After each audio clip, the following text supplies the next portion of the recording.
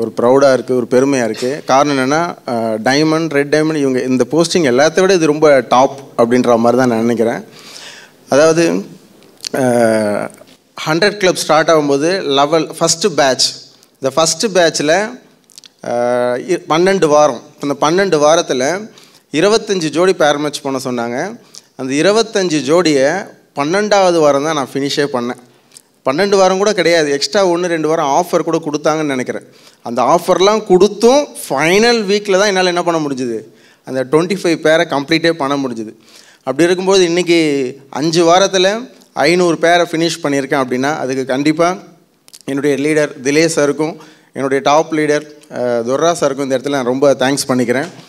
அது மட்டும் இல்லை, நடந்தால் நம்புகிறேன் அப்படின்னு சொல்கிறவங்கெல்லாம் கடைசி வரைக்கும் வேடிக்கை தான் பார்த்தாகணும். நம்பினாதான் நடக்கும் அப்படின்றவங்களுக்கு மட்டும்தான் இந்த இடம் எப்போவுமே சொந்தம்.